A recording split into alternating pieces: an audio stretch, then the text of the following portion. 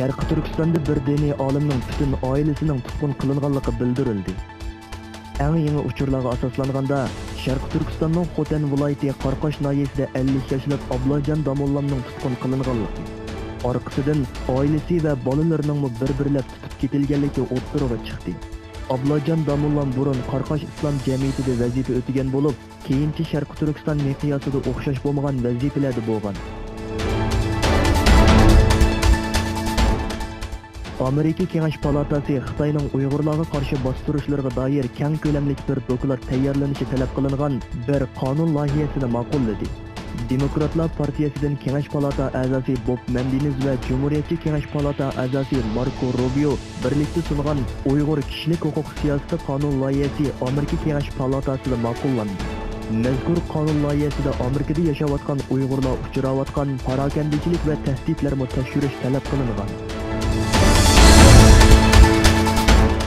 Sharqi Turkistonning Qashqar viloyatlik doktorxonasida 30 dan ortiq doktorning tutqun qilinib, yig'ilish lagerlariga qamalganligi bildirildi. Eng yangi uchurlarga asoslanganda, Qashqardagi bir doktorxonada ishlaydigan Abduqayyum Tavakkul va Anvar Abdukerim bilan boshqa Uyg'ur doktor va xodimlardan bo'lib 30 dan ortiq kishining tutqun qilinib, jazo lageriga qamalganligi o'ttirig'i chiqdi. Mutaxassis doktorlarning xalq orasidagi ta'siri va qo'lga keltirilgan natijalarining tutqun qilinishiga sabab bo'lganligi ilgari surildi.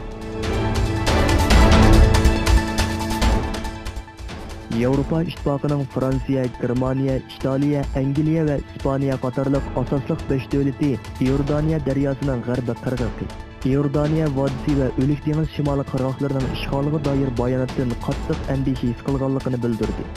Bu davlatlar e'lon qilgan o'rtaq bayonotda Fransiya, Germaniya, Italiya, Angliya va Ispaniya Iordan daryosining g'arbiy qirg'oqi, jumladan Iordaniya vodiysi va O'lik dengiz shimoliy qirg'oqlarining ishg'oliga doir bayonotdan qattiq andisha his qilmoqda.